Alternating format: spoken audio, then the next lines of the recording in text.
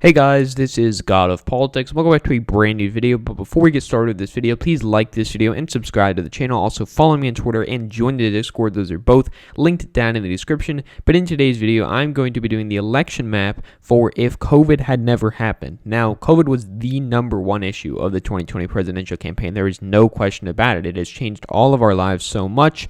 And it had a big big impact on the presidential campaign. Joe Biden hit Donald Trump a lot on it, and it is a big reason for the swings that we saw, particularly in suburban areas where there was a big revolt against Donald Trump and to a lesser extent the Republican Party as a whole. But I'm going to be doing the election map for if COVID had never happened.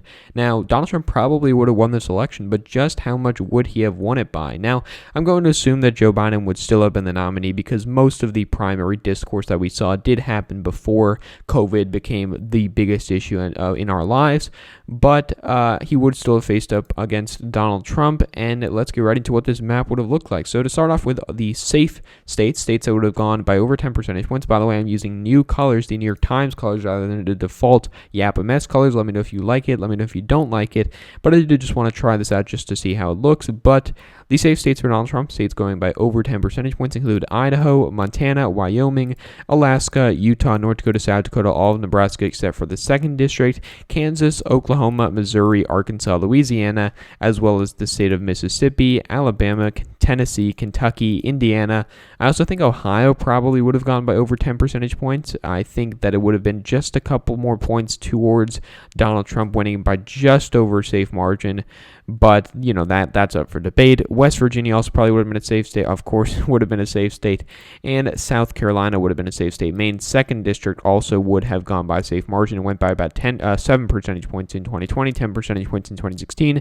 I think in this scenario it would have gone by just over 10 percentage points as well. And the safe states for Joe Biden and Kamala Harris include Washington, Oregon, California, as well as the state of Hawaii. I think Colorado probably wouldn't have been by a safe margin, but I think it would have been close. Same thing with New Mexico.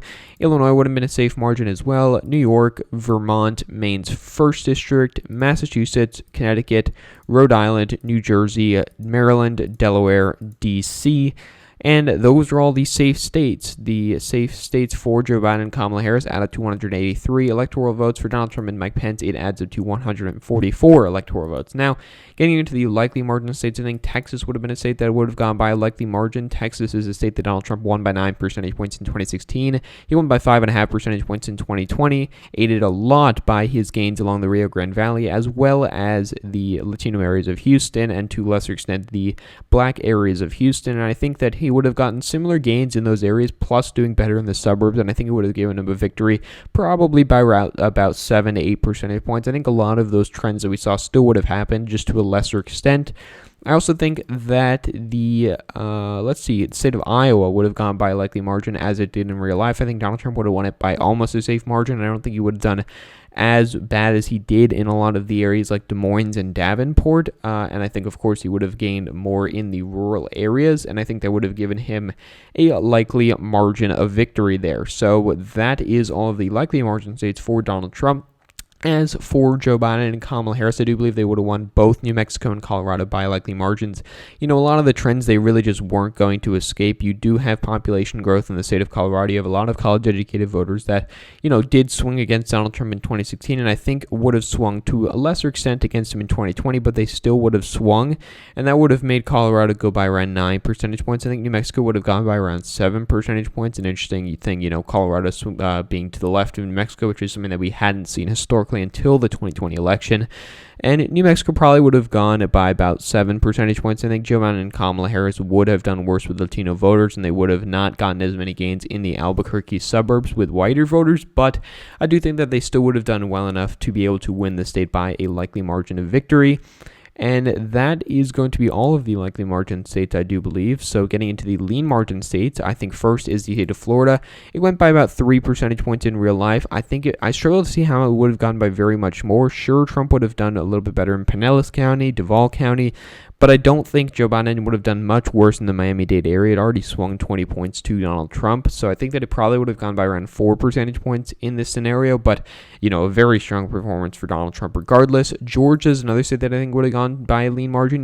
This is one of the states where you weren't really going to escape much of the suburban shift, because a lot of the suburban shift is driven by minority voters moving into the area. You only have about 100,000 white voters that have moved into Georgia in the past 10 years compared to about 800,000 minority people. So that has made the state much more democratic, but there were lots of areas where Donald Trump did do worse with white voters, and that would have been, there would have been less trends in this scenario, and I think it would have given him about a lean margin of victory. Of course, it would have still been difficult to win because of the population and demographic changes that we're seeing, but I think he would have won it by a lean margin.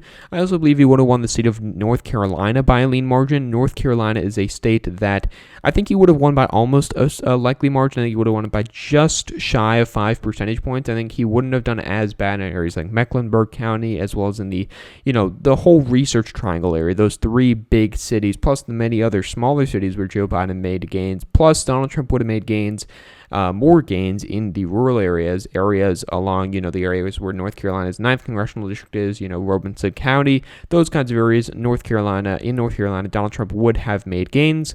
I also think the state of Arizona, he would have won by a lean margin. Arizona is a state that, Donald Trump did very, very narrowly lose. Even though he made gains with Latinos, he lost with white suburbanites, and I think he would have gained a lot of those voters back, which I've been pointing out in this video. He would have gained a lot more ground amongst suburban voters than he would have gained back a lot of the areas that he lost, and I think that I would have given him a lean margin of victory in the state of Arizona, just over 2 percentage points, I think. And that would get him up to 259 electoral votes, but we are not done yet. The state of Wisconsin, I think, would have gone by a lean margin. Wisconsin is a state that he won in 2016, and I think in this scenario he would have done very well in the Driftless area, but he would not have done as bad in the Waukesha area, particularly, as well as Ozaukee and Washington counties. The WOW counties, they are called more popularly.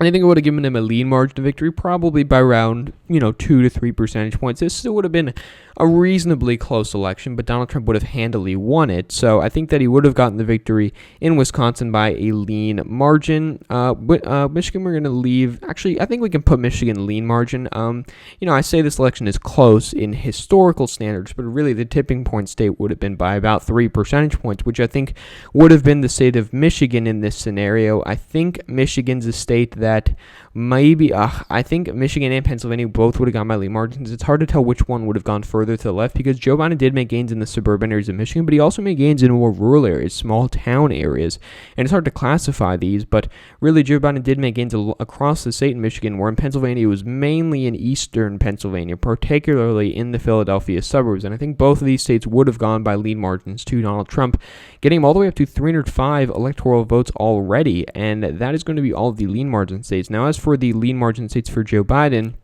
just the state of Virginia. Now, I think probably this would have gone by a likely margin. I probably should have put this in the likely margin earlier. I think probably would have gone by a likely margin just due to the immense population growth that you're seeing in the Virginia area. And I think Joe Biden would have done well in areas like Charlottesville, Richmond, Virginia Beach, because they did swing against Donald Trump in this election by, double digits in some cases. And I think it would have swung less in this scenario, of course, as I've been pointing out, but it still would have swung and would have given Joe Biden, who's, quite an establishmentarian candidate, a bigger victory in the state of Virginia. Now, to cap it off, we have the tilt margin states here. To start with the state of Nevada, I think it would have gone by tilt margin. This was a quite close state in this election. Donald Trump lost it by about 2.7 percentage points, I believe, which was about the same exact margin that Hillary Clinton won it by in 2016. Donald Trump would have maintained his gains amongst Latino voters in this scenario, while also doing better in the Las Vegas suburbs and the Reno area in Washoe County. And I think that would have given him the victory, a very, very narrow victory, but a victory nonetheless in the state of Nevada. Same thing in Minnesota. You look at the Minneapolis suburbs, they are whiter suburbs, which means that, of course, you had bigger swings because Donald Trump lost ground with white voters, as opposed to the Georgia suburbs, the Atlanta suburbs, which are more diverse, hence why it would have been harder for Trump to avoid his losses in this election, which is why I made it closer. Same thing with Texas, but with the case of Minnesota, the Minneapolis suburbs are whiter, and I think that he would have been able to gain back more of those, that area that he lost in the real scenario, while also doing better in the rural areas, which aren't as Republican as they could possibly be. You look at the North Dakota area, the South Dakota area, the Missouri area, they are much more Republican in the rural areas than they are in the state of Minnesota, and Donald Trump really should have gained in areas like Duluth, areas that are 90% white, yet are about D plus 30, and those are areas that Donald Trump in this scenario should not be losing if he wants to win the state of Minnesota. And I think that he would have won a lot of those areas in this scenario, very narrowly winning the state of Minnesota by about 1 percentage point. Nebraska's second is another area which I think would have gone by a tilt margin. This would have been a area which it is hard to avoid the losses that he did, but, again, like I put it out with the Minneapolis suburbs, the Omaha area is a whiter area, so Donald Trump lost more ground, which I think he would have lost less ground in this scenario, winning by, just a hair, like about maybe 2.2, 0.3 percentage points, because he only won it by 2 percentage points in 2016, and I am, assuming that suburbs will trend a little bit, but I don't think they would have trended enough for Donald Trump to lose Nebraska's 2nd district. Finally, the final state I think Donald Trump will win is the state of New Hampshire. I think this totals him up to 326 electoral votes. First, I'll talk about Maine at large, which I think that Joe Biden would have very, very narrowly won. I think that Joe Biden is a better candidate for the Northeast than Hillary Clinton was, and I think that, even though he made losses in Maine's 2nd district and would have only made marginal gains in Maine's 1st district in the Portland area, the Portland suburbs, it would have made Maine at large closer overall, and I think he would have very, very narrowly won it, probably by around 1 percentage point. But to talk about the final state that Donald Trump would win, which is the state of New Hampshire, there are the Manchester and Concord suburbs, which is where Joe Biden made the biggest gains, but there's really a lot of areas that Donald Trump should not have lost if he wanted to win the state of New Hampshire, and that is the, North New Hampshire area, the more southwestern area. He was never going to do well where the Dartmouth area is in the, center of the state, center west, I guess you could say, and the southeast, where there's, of course, Manchester and Concord suburbs, but he could have made a lot of that ground back in this scenario, and he only lost the state by 1.5%, or not even 1.5, about 0.3 percentage points in 2016. So I think in this scenario, he would have won it by a tilt margin because, a lot of the losses were unavoidable. But overall, this is what the map looks like. Let me know if you like the colors. Let me know if you don't like them. I actually personally do like them, but if you guys don't want me to use them, then I will stop using them. But overall, this is what the electoral map looks like. 326 electoral votes for Donald Trump, 212 for Joe Biden. This would have been a re-election of Donald Trump as the president of the United States, the 46th president of the United States. But thank you all for watching this video. Please like this video and subscribe to the channel. Also, follow me on Twitter and join the Discord. Those are both linked down in the description. But again, guys, thank you all for watching this video, and I will see you guys later.